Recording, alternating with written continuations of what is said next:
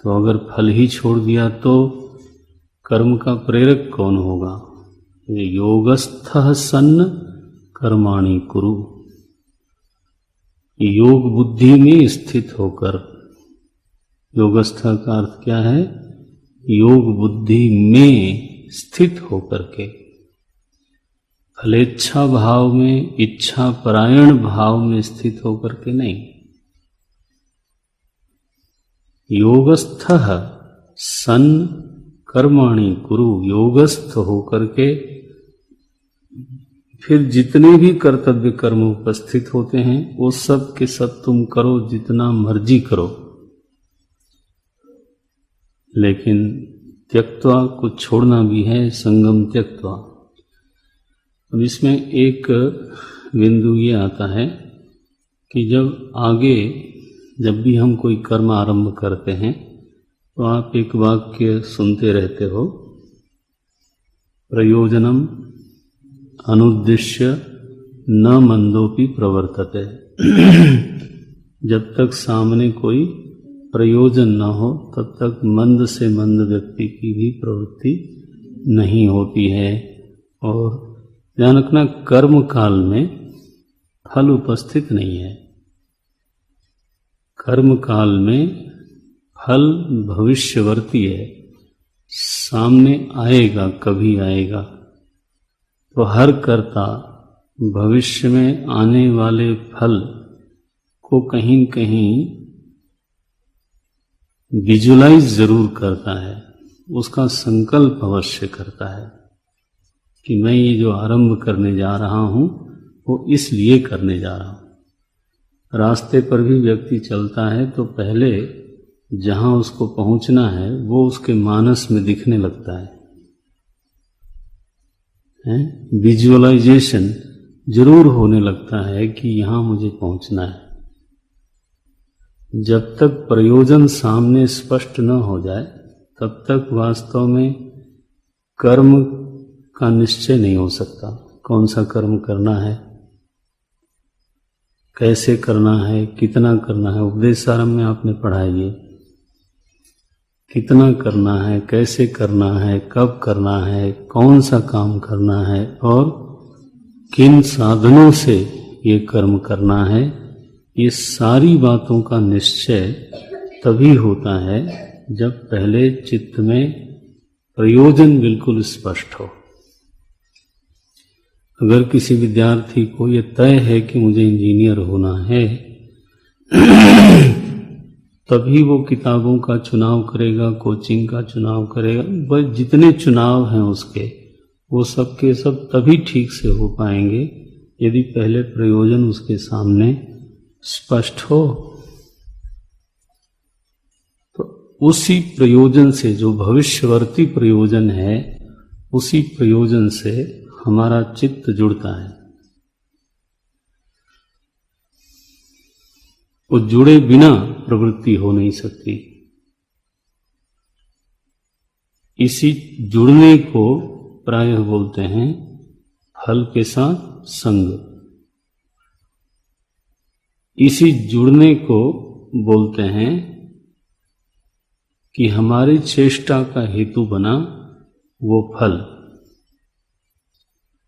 मानो फल भी हो और हमारा चित्त भी हो, लेकिन चित्त से फल को हम जोड़े नहीं तो वो हमारा प्रयोजन नहीं बन सकता और हमारी प्रवृत्ति का कारण नहीं बन सकता। रास्ते में इंजीनियरिंग कॉलेज मिलने से हमारी हो सकता है दृष्टि भी न जाए उधर।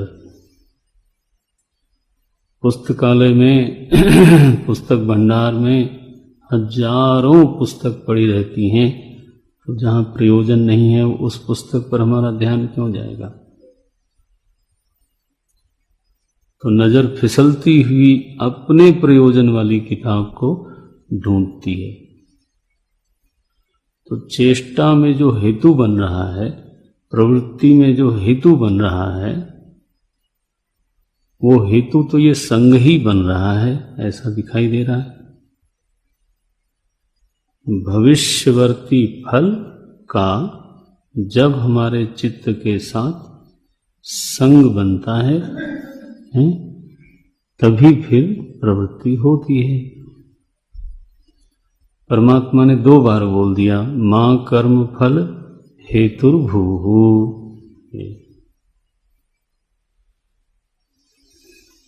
और अब बोलते हैं संगम त्यक्त्वा। अब ये क्या बात हुई भाई, ये तो अब व्यावहारिक हो गया। ये है कि उपदेश में अगर व्यावहारिकता का तत्व मिसिंग हो तो उपदेश जिया नहीं जा सकता, व्यर्थ है वो। जब ये बात कही जा रही है कि संगम त्यक्त्वा, और विश्लेषण करने पर ये बात समझ में आती है कि जब तक चित्त अपने प्रयोजन के साथ जुड़ेगा नहीं तब तक प्रवृत्ति ही नहीं होगी। तो आखिर ये इसकी व्यावहारिकता क्या है? व्यावहारिकता इसकी ये है कि प्रयोजन बिल्कुल चाहिए।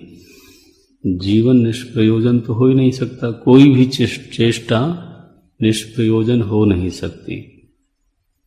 प्रयोजन तो एक बहुत आवश्यक अंग है कर्म का। केवल एक प्रश्न सामने पूछना चाहिए अपने आप से कि यह प्रयोजन किसका है, प्रभु का है कि मेरा है? एक वेद की पंक्ति है, कस्मै देवाय हविषा विधेमा। ये जो हवि है मैं किस किस देवता के लिए दे रहा हूं?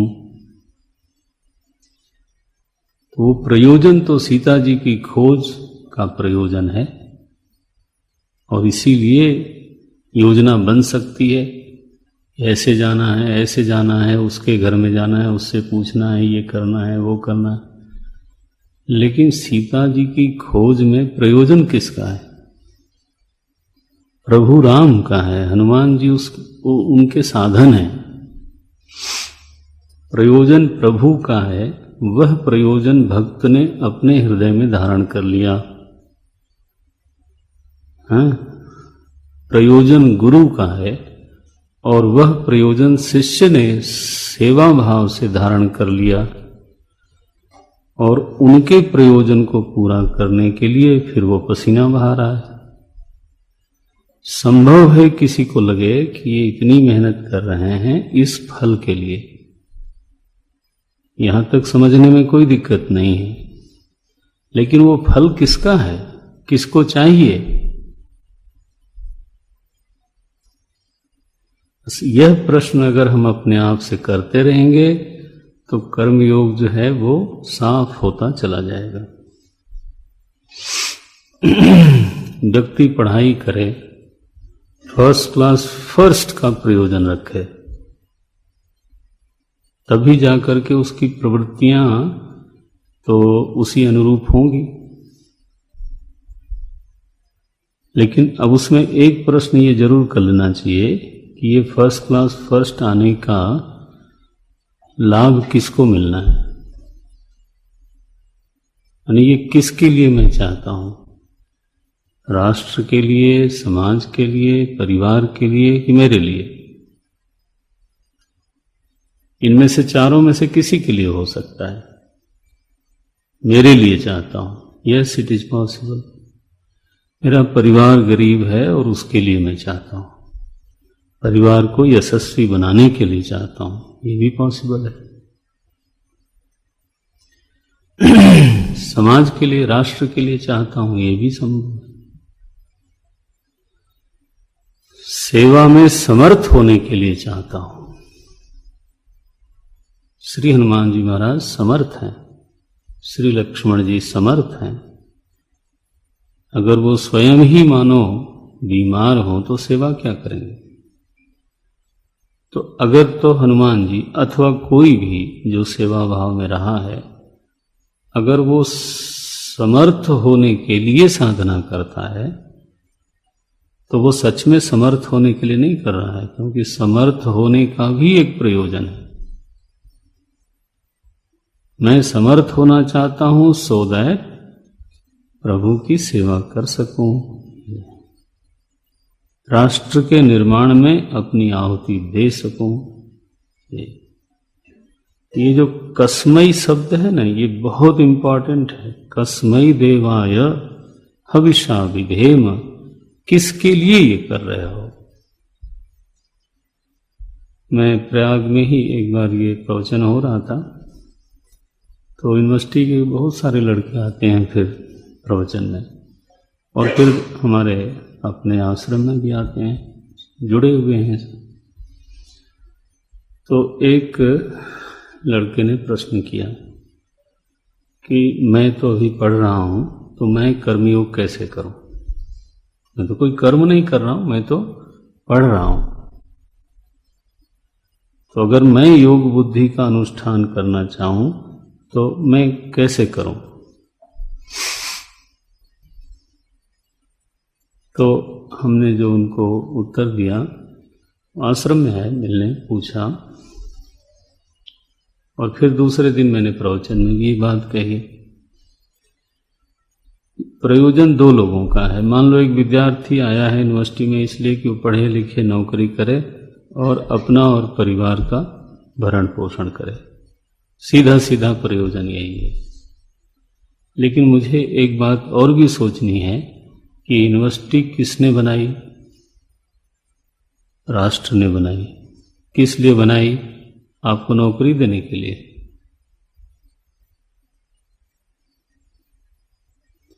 राष्ट्र ने जो यूनिवर्सिटी बनाई वो इसलिए बनाई कि राष्ट्र को पढ़े लिखे लोगों की जरूरत है, उसको जजेस की जरूरत है, उसको वकीलों की जरूरत है, उसको व्यापारियों की जरूरत है, उसको शासन करने वाले लोगों की जरूरत है, मेडिकल लोगों की जरूरत है, टेक्निकल लोगों की। राष्ट्र का अपना एक प्रयोजन है। उस प्रयोजन की प्राप्ति के लिए उसने एक संस्थान बनाया, इतना खर्चा किया, ठीक है ना। अब मैं कहता हूं कि नहीं, राष्ट्र वाष्ट्र छोड़ो, मैं तो जो पढ़ाई कर रहा हूं वो केवल अपने निजी प्रयोजन के लिए कर रहा हूं। अब ये तो गलत बात हो गई। तो फिर आप खुद ही यूनिवर्सिटी बनाओ, खुद ही पढ़ो, ठीक है ना। तो राष्ट्र का अपना भी एक प्रयोजन होगा। राष्ट्र कोई व्यक्ति नहीं है, लेकिन राष्ट्र समष्टि से जुड़ा हुआ। तो अगर कोई विद्यार्थी अभी इस प्रयोजन को किसी तरह धारण कर ले कि इस संस्था, इस यूनिवर्सिटी को बनाने के पीछे राष्ट्र का जो उद्देश्य था, उस उद्देश्य को पूरा करने में पूरी तरह समर्थ होने के लिए मुझे पढ़ाई करनी है, अगर वो इस बुद्धि को धारण कर ले तो उसका जो पढ़ाई नाम का कर्म है वो क्या होगा? वो कर्मयोग बनेगा। और इस कर्मयोग में उसका खुद का जो योगक्षेम है वो राष्ट्र देख लेगा। यही विधान है। लेकिन राष्ट्र का प्रयोजन डिफीट करके, है ना, उसको एक तरफ हटा करके व्यक्ति जब केवल व्यक्तिगत जीवन जीना चाहता है, अपना भी नुकसान करता है और राष्ट्र का भी नुकसान करता है। ये बस इस बुद्धि को, बुद्धि रूपी धन को अर्जित कर लेने की जरूरत है। यह बिल्कुल ठीक है कि प्रयोजन से चित्त का संग होना चाहिए। उसके बिना प्रवृत्ति हो नहीं सकती, उसके बिना योजनाएं बन नहीं सकती। प्रयोजन से चित्त का संबंध जरूर होना चाहिए, लेकिन प्रयोजन का मैं के साथ संबंध नहीं होना चाहिए। आया, पकड़ में आता है?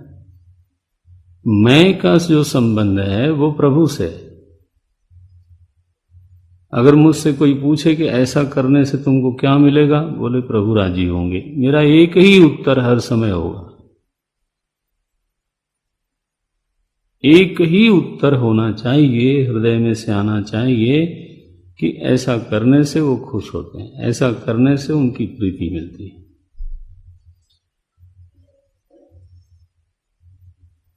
असल में यहीं पर तो आकर के व्यवसायात्मिका बुद्धि बनी। आपने पढ़ा अभी भी, व्यवसायात्मिका एकेह कुरु नंदना, एका व्यवसायात्मिका इह। यहां पर एक ही निश्चयात्मिका वृत्ति है, बहुशाखा नहीं है, हजार प्रयोजन नहीं है इस साधक के। तो संग, फिर अगर आप ध्यान दें तो संग दो जगह हो रहा है, प्रयोजन का चित्त से और फिर प्रयोजन का मैं के साथ। होना यह है कि मैं और प्रयोजन का संबंध विच्छेद रहना चाहिए। मैं का अगर संबंध है किसी से तो वो प्रभु से है। हनुमान जी को दृष्टांत में रखें, हनुमान जी को जो लेना देना है वो प्रभु से लेना देना है, और प्रभु के जो प्रयोजन है उससे हनुमान जी का चित्त जुड़ जाता है, और उस प्रयोजन की पूर्ति के लिए श्री हनुमान जी महाराज सारी प्रवृत्ति करते हैं। इतनी प्रवृत्ति करते हैं, सीता जी की खोज में इतनी प्रवृत्ति की, युद्ध में इतनी प्रवृत्ति की, लक्ष्मण जी की मूर्छा में इतनी बड़ी प्रवृत्ति की, संजीवनी बूटी द्रोण पर्वत लेकर के आए, वो भी रातों रात। अच्छा, अब वो प्रयोजन किसका था? वो प्रयोजन नहीं था ऐसा अगर कोई बोले, है ना, तो फिर वो अव्यावहारिक होगा। उस प्रयोजन को अगर मैं अपनाता नहीं हूं तो वो प्रवृत्ति होगी नहीं। कोई कहे कि देखो तुम्हारा कोई प्रयोजन नहीं होना चाहिए, तो संग चित्त का प्रयोजन के साथ तो जरूर जोड़ेगा, चित्त उस प्रयोजन को स्वीकार तो जरूर करेगा, लेकिन इस जानकारी के साथ, इस बोध के साथ कि यह प्रयोजन प्रभु का है, विराट का है,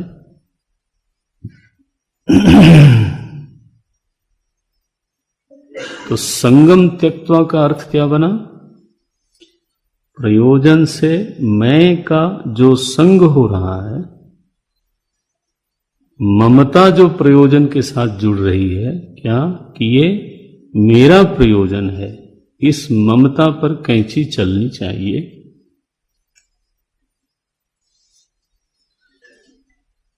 और कहां ममता सिद्ध होनी चाहिए? प्रभु के साथ। मेरे प्रभु हैं, मैं प्रभु का हूं, यहां जो ममता है वो बननी चाहिए, और यह प्रयोजन मेरा है, यह जो ममता है वहां कट होना चाहिए, कैंची चलनी चाहिए। तब जाकर के योग बुद्धि जीने लायक बन जाती है। तो भगवान ने कहा संगम त्यक्त्वा। पूर्व पक्ष में ये बात आ सकती है कि अगर संगम त्यक्त्वा कहा जाए तो ये तो जिया ही नहीं जा सकता, क्योंकि फिर वो दूसरी पंक्ति भी सामने रख लेनी चाहिए, क्या? प्रयोजनम अनुद्देश्य न मंदोपि। इसी के साथ लगा करके जब इस श्लोक को देखेंगे तब लगेगा ये तो इतना कंट्रोडिक्शन है।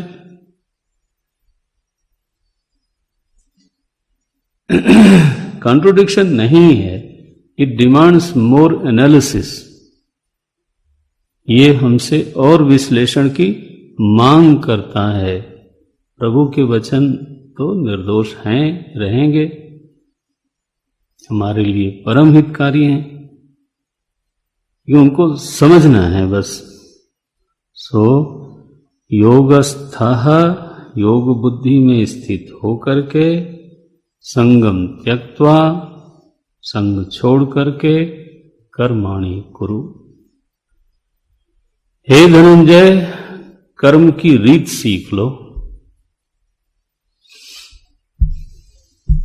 क्या परिणाम होगा? बोले एक जबरदस्त परिणाम होगा। फल काल में समता बनी रहेगी। कर्म काल में ये समझ रख लो अपने साथ ही, do the work, do your duties with this understanding. लेकिन जब फल आवेगा तो फल काल में एक चीज तुम्हारी सिद्ध रहेगी, वो है समः। बोले किस चीज में समः? सिद्ध सिद्ध्यो हो, कर्म से निकलने वाली जो सिद्धि है। कर्म से निकलने वाली सिद्धि, किसी ने एग्जाम दिया, उसकी सिद्धि क्या है? वो अच्छे नंबरों से पास हो गया, इसको सिद्धि बोलते हैं। नहीं पास हुआ, यह असिद्धि हुआ। ये अब इसी को आप फैला लीजिए। हर व्यक्ति जिस प्रयोजन को ध्यान में रख करके कर्म आरंभ करता है, अगर वह प्रयोजन उसको प्राप्त हुआ, प्रयोजन सिद्ध हो गया, तब बोलता है सिद्धि। और यदि वह प्रयोजन मानो नहीं सिद्ध हुआ, तब बोलता है फेल हो गया, असिद्धि ही। इसी को बोलते हैं सफल। कर्म क्या हो गया? सफल हो गया। फलेन सहितः। कौन सा फल? अरे जो कर्म के पहले हमने सोचा था। जब आप आम का पौधा लगाते हैं तो कौन सा फल सोचते हैं? आम का ही सोचते हैं। ये थोड़ो कि हमने लगाया, आम निकला बबूल, बोले सफल तो हो ही गया। क्यों भाई? फल तो आ ही गया, तो फिर अब चाहे जो भी आया हो। इसको कोई सफलता नहीं बोलता है। सफलता तभी मानी जाती है जब कर्म के पहले जो हमने फल सोचा था वो फल हमारे सामने आ गया, उपस्थित हो गया, तब हम बोलते हैं सफल हो गया। ये और मानो वो फल नहीं आया, जो सोच के हम शुरू किया था वो फल नहीं आया, तब हम बोलते हैं हमें असफल रहा। असफल अब इतना ज्यादा ये बोला जाता है शब्द ना कि शायद उसकी व्युत्पत्ति की तरफ ध्यान ही नहीं जाता। अब फल सहित नहीं हुआ ये कर्म। असफल माने क्या? असफल।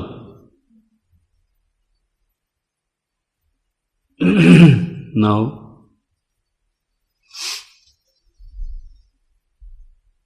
इसी को बोलते हैं सिद्धि और असिद्धि। फलों की भी एक परंपरा है।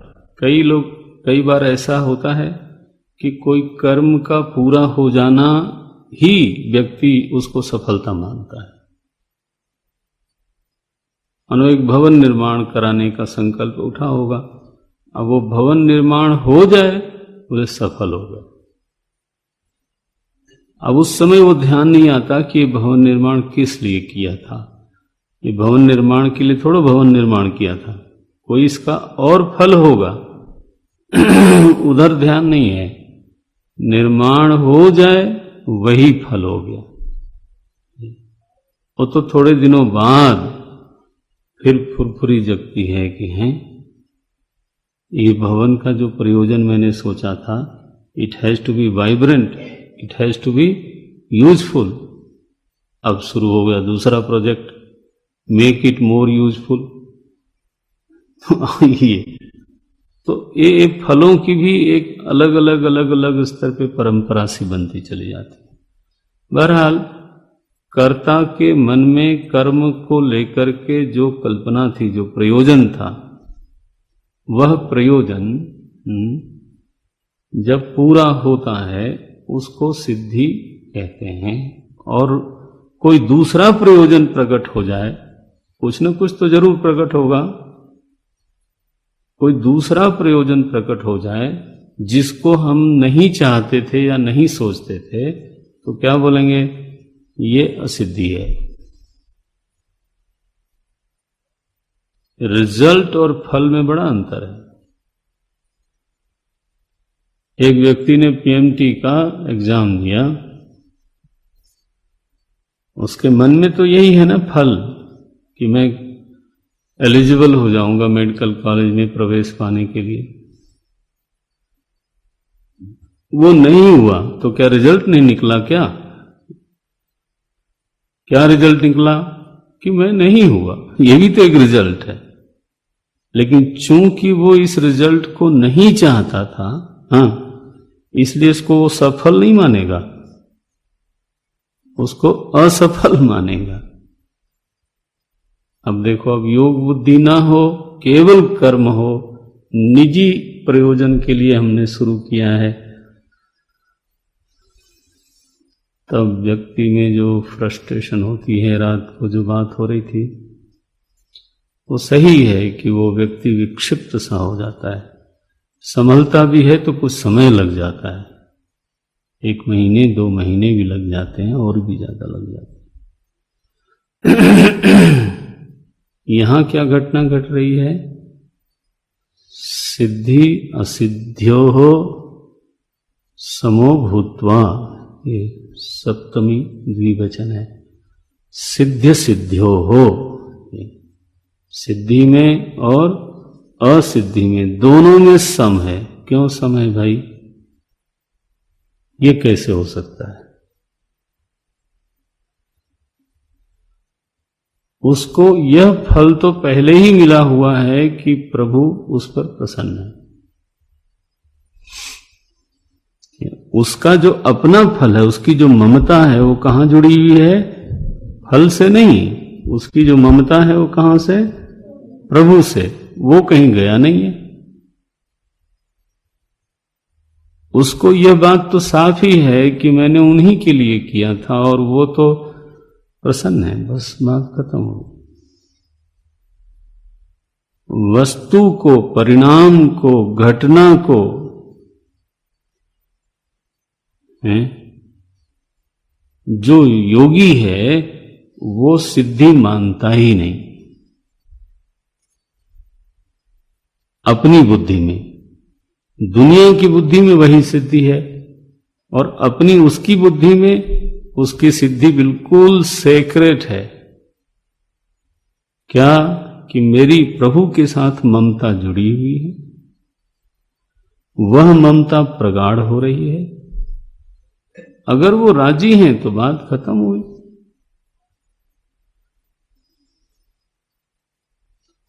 कथा आती है, कोई तीर्थ यात्रा के लिए चला गंगा जी से रामेश्वरम के लिए गंगा जल लेकर के, और बीच में परीक्षा ली परमात्मा ने। कोई पशु गिरा पड़ा था, प्यासा था। अब दूसरे लोग तो अब रामेश्वर ही जाना है। अब उसको लगा कि प्रभु का ये कुछ इच्छा दिख रही है कि इसको मैं पहले पानी चढ़ाऊं। अब देखो, अब वो सफल है कि असफल है? क्योंकि उसका पहला प्रयोजन तो क्या था कि रामेश्वरम जाना है, अब वो तो रह गया। तो पशु जीवित हुआ, उसको लगा ठीक है ये, और पता चला वो मालिक साहब ही थे। वहीं खड़े हो गए, बोले बिल्कुल ठीक है। दूसरे लोगों ने कहा होगा देखो ये तो असफल हो गया, इसकी यात्रा असफल हो गई। सफलता असफलता का एक लोक परिभाषा है और एक मेरी अपनी परिभाषा है। मेरी परिभाषा तो वहां पूरी हो रही है, बनता है। इसलिए सिद्ध सिद्ध्यो समो भूत्वा। नारायण।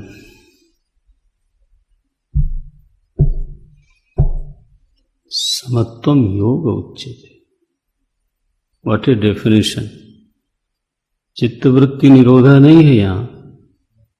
हाँ, ये जो योग के अलग अलग स्तर हैं। अब अगली बार गणेश जी से सुनेंगे हम, प्रवचन में देखना। समत्वम योग उच्यते। किसमें समत्वम? सिद्ध सिद्ध हो, ये भी नहीं, ध्यान रखना। संदर्भ के साथ अर्थ लेना चाहिए। सिद्धि सिद्ध्यो, सफलता और असफलता, माने लौकिक दृष्टि में जो सफलता असफलता है उसमें अपनी बुद्धि सम है, क्योंकि ऑलरेडी आप सफल हो।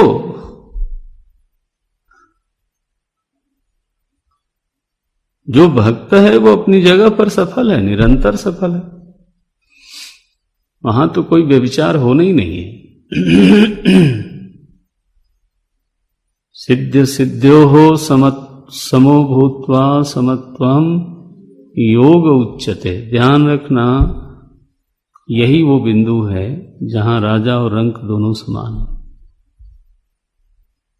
चाहे राजा शासन का काम करता हो, अगर वो प्रीति के लिए काम करता है, हाँ, और एक हलवाहा, एक जूता बनाने वाला भी उसी के लिए काम करता है, तो दोनों को प्रभु की जो प्रीति मिलनी है, हाँ, वो सम होगी। कर्म में समानता नहीं है,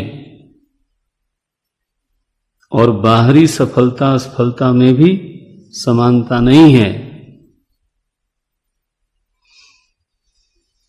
यही वो जीवन है जहां पर एक सैनिक और एक चीफ ऑफ आर्मी स्टाफ, हाँ जी, दोनों समान हैं। ये नहीं बोल सकते आप कि चीफ ऑफ आर्मी स्टाफ जो हैं वो तो ज्यादा योगी है और एक सैनिक छोटा योगी है, बोल नहीं सकते आप। संभव है कि उल्टा हो। बिल्कुल संभव है। किसी का पद, किसी की विशिष्ट परिस्थिति, किसी की विशिष्ट जाति, किसी की विशिष्ट विद्या, किसी की विशिष्ट आयु, उसका कोई महत्व रह नहीं जाता। अगर यह योग बुद्धि कहीं पकड़ में आ जाए तो बस। इसलिए तो धनंजय शब्द बोला परमात्मा ने, समत्वम योग उच्यते। अर्जुन भी योगी हो सकता है, और अर्जुन का जो साइस है ना, घोड़े को पानी पिलाने वाला, वो भी योगी हो सकता है। दोनों हो सकते हैं, इसमें कोई विषमता के लिए जगह नहीं है। शर्त केवल यह है कि वो योग बुद्धि किसके पास है या नहीं है। हमको योगी बनने से हमारा पद रोक नहीं सकता, हमारी जाति नहीं रोक सकती, हमारी आयु नहीं रोक सकती, और क्या बोले, आपका स्वास्थ्य नहीं रोक सकता। प्रभु ने जो दिया है ठीक है, कार्य कारण संघात यही है आज हमारे पास। This is the piece I have got, model यही मिला है। नाउ इसी मॉडल से जो मालिक साहब का प्रयोजन मेरे तक आएगा, I will try to fulfil it. कोई चीज आपको रोक नहीं सकती योगी बनने से।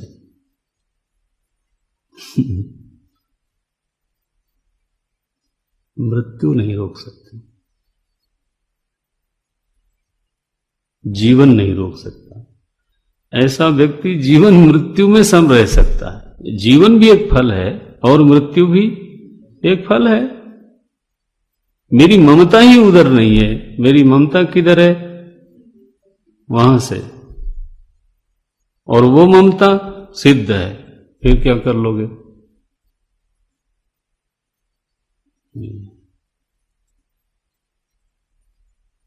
ये अद्भुत योग है। गीता जी का जीवन का एक बड़ा ही अद्भुत रूप गीता जी ने दिखाया है, जिसको आप योग बुद्धि बोलते हो। कर्ता भाव में रहते हुए, ये नहीं, ये कर्ता भाव वाला सांख्य बुद्धि नहीं है, ये योग बुद्धि है, जिसमें जीव भाव है, कर्ता भाव है, संसारित्व है, सब कुछ है। बट योगी है वो व्यक्ति। गीता जी में प्रायः योगी शब्द इन्हीं के लिए कहा जाता है। आप देखेंगे 18वें अध्याय में सात्विक कर्ता का जब वर्णन आएगा, इसी योगी का वर्णन है वो। मुक्त संगः अनहम वादी धृति उत्साह समन्विता सिद्ध सिद्ध्योर निर्विकार कर्ता सात्विक उच्यते। अगर हम न सजग रहें, नहीं चलो कोई नहीं, इतना आता है वही बड़ी बात है। तो सिद्ध सिद्ध्योर निर्विकार, आप देख रहे हो माते संगः अस्तु अकर्मणि, उसकी जगह क्या लिखा वहां? अभी नहीं पकड़ में आता है, कच्चे। धृति उत्साह समन्विता, प्रमादी नहीं है, अकर्मण्य नहीं है, कैसा है? उत्साह समन्वित है, धृति समन्वित है, और सिद्धि असिद्धि में निर्विकार है। नौ मिलाओ इससे। जो बात दूसरे अध्याय में कही जा रही है वही बात 18वें अध्याय में कही जा रही है। यही तो करेक्टर है गीता का। इसी चरित्र को लेकर के भगवान प्रशंसा करते हैं और चाहते हैं बाकी लोग इस तरफ चल पड़े। यहां कहा संगम त्यक्त्वा, वहां क्या कहा? मुक्त संग। और एक बात कही अनहमवादी, उन्हें बार बार बीच में अहम को न घुसेड़ा करे, हमने, मैंने, हमने। अहम इति वदनशील है, अहमवादी, समाजवादी नहीं है ये।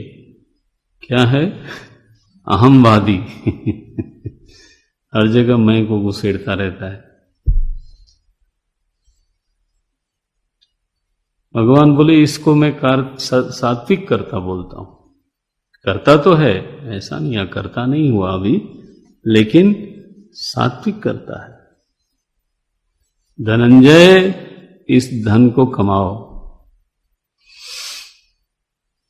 योगस्तः कुरु कर्माणि संगम त्यक्त्वा धनंजय सिद्ध सिद्ध्यो समो भूत्वा समत्वम योग उच्यते।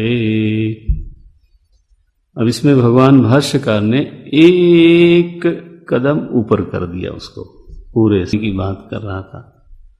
भाष्यकार ने कहा कि जो साधक है वो प्रभु की प्रीति पर भी बहुत ध्यान न दे।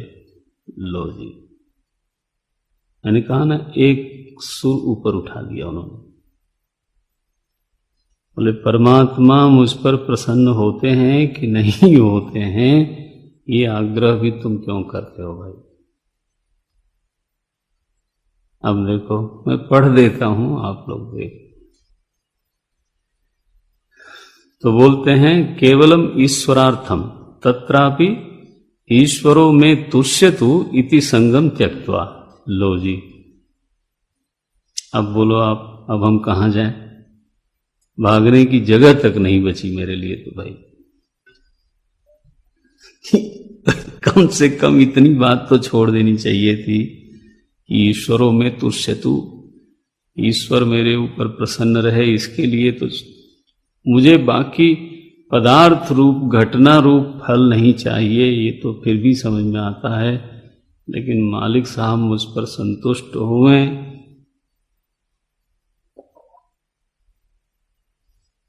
ये संग भी नहीं होना चाहिए। बार बार उधर ही नजर नहीं जानी चाहिए कि खुश हुए कि नहीं।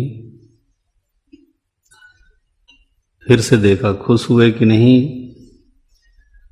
तो ऐसा करने में भी कई बार जो है फिर वो योग से स्खलन होता है, क्योंकि वो उनका अपना प्रिविलेज है। हम अपनी सेवा समर्पित कर रहे हैं तो उनकी नज़र कब पड़ जाती है, ठीक है। मैं अगर आग्रह करने लग जाऊं, मेरे चित्त में अगर इस तरह के आग्रह का विस्तार हो जाए, तो संभव है कि इसी बात को लेके फिर किसी दिन निराशा भी हो सकती है।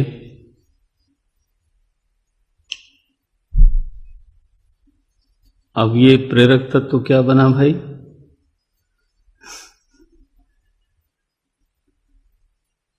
फॉर द गॉड नहीं, इन स्पाइट ऑफ गॉड। पकड़ में आता है।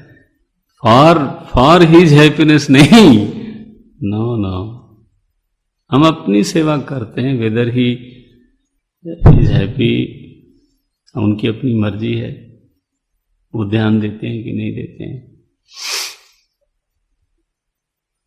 अब मुझे ऐसा प्रतीत होता है कि ये थोड़ा सा एक सुर ऊपर करके बात कही गई है।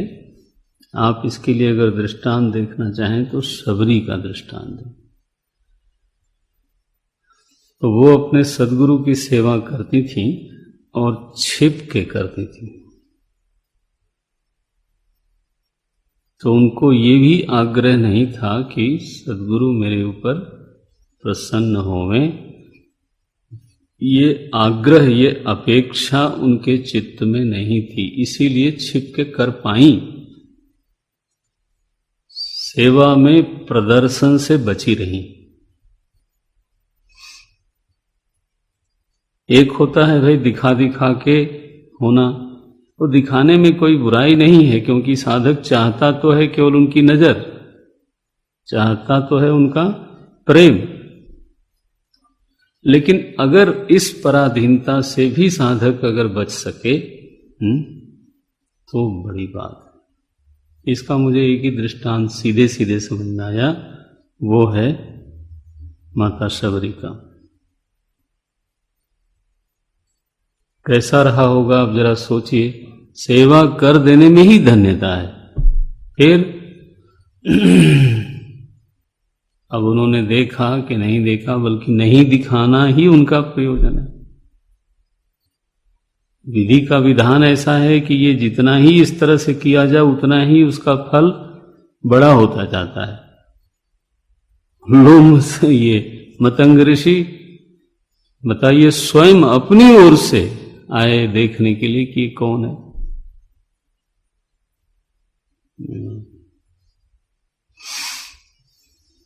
अनहमवादी का यही अर्थ है। अहमवादी माने मेरे को देख ले, और उधर क्या आया, अनहमवादी। ये तो मैंने कहा ना एक सुर ऊपर है। ये आगे क्या बोलते हैं, सिद्धि असिद्धि का अर्थ। एक सुर ऊपर वाला चल रहा है। बोलते हैं अंतःकरण शुद्ध होता है कि नहीं होता है इसकी परवाह न करे। लो, आदमी योग बुद्धि क्यों अपना रहा है कि चित्त निर्मल होवे।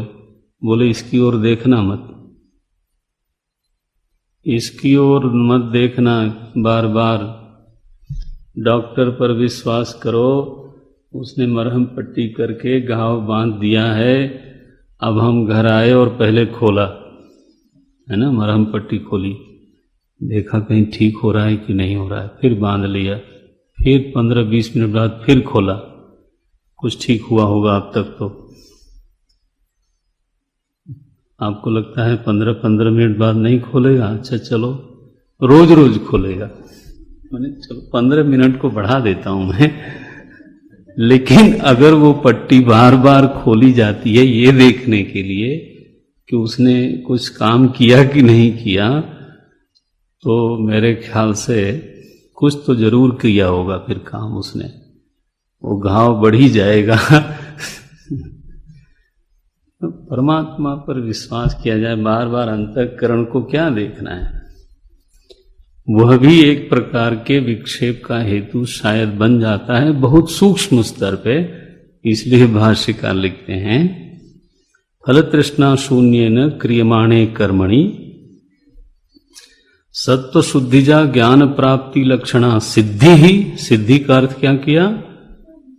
हाँ नहीं, सिद्धि का अर्थ है सत्व शुद्धिजा ज्ञान प्राप्ति लक्षणा सिद्धि।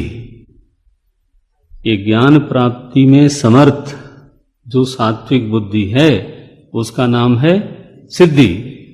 अच्छा, तद विपर्ययजा असिद्धि।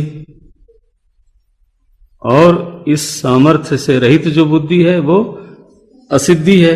तो साधक के संदर्भ में सिद्धि है समर्थ अंतःकरण की प्राप्ति और असिद्धि है समर्थ अंतःकरण की प्राप्ति न होना। बोले इसमें सम रहा करो। लो जी, तयोः सिद्ध सिद्धेहो अपि समः तुल्यो भूत्वा कुरु कर्माणि। तो ये एक स्वरूप की बात है, लेकिन जो मैंने पहले कहा वो समझबूझ के जानबूझ के कहा। आरंभ में अभ्यास तो वही होना चाहिए। क्या?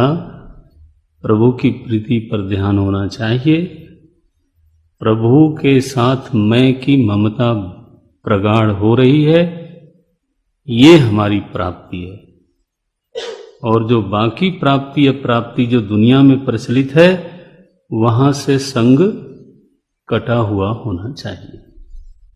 तो समझना चाहिए योगस्थ कुरु कर्माणि, वो सिद्ध हो रहा है, सिद्ध हो गया है।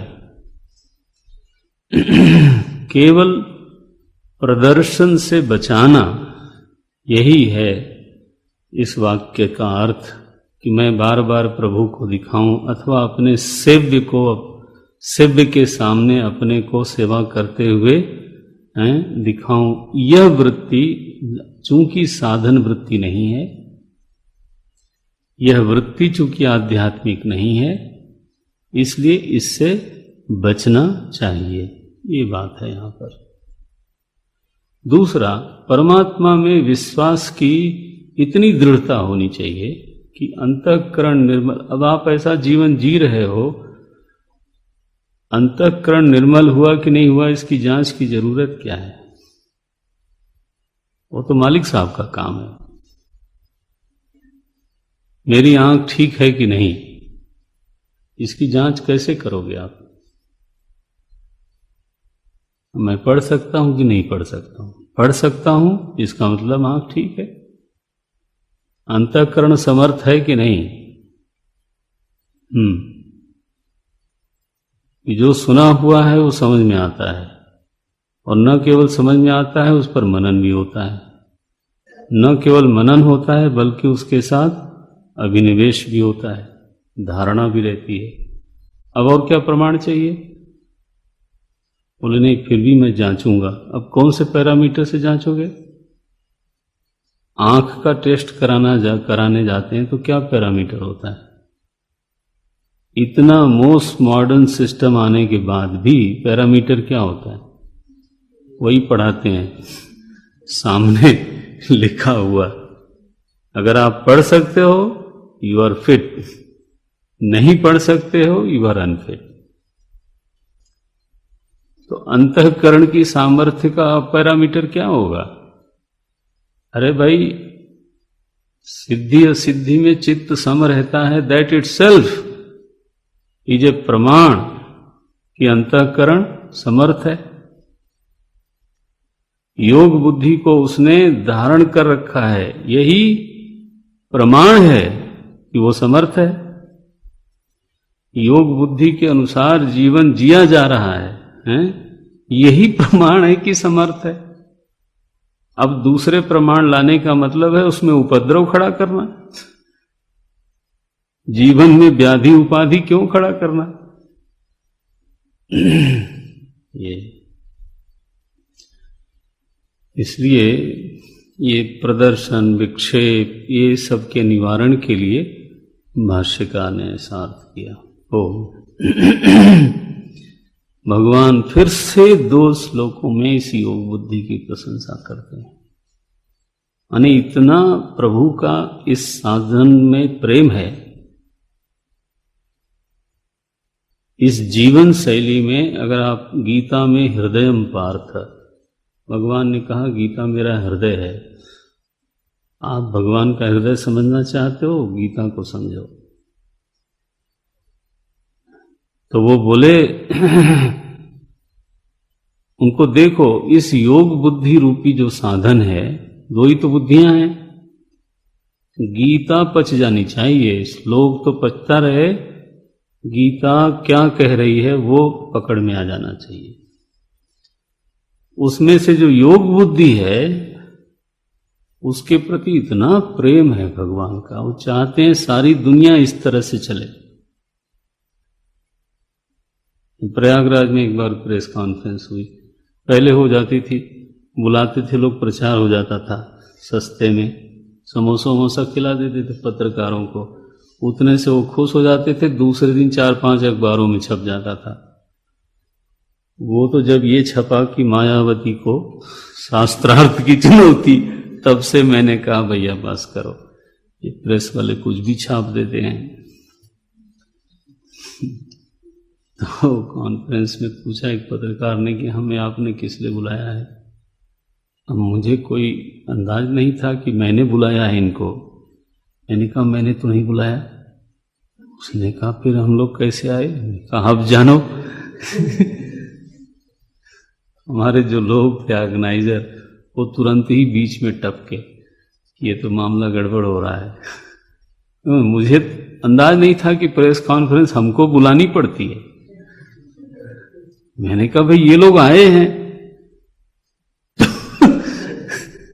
तो फिर जब ढर्रे पे बातचीत हुई, बोले आपका संदेश क्या? बोले मेरा कुछ नहीं है, भगवान एक संदेश सारे मानव जाति को देना चाहते हैं कि व्यक्ति को ऐसे जीना चाहिए, साधारण जो कर्म है वो उसके हित में नहीं है।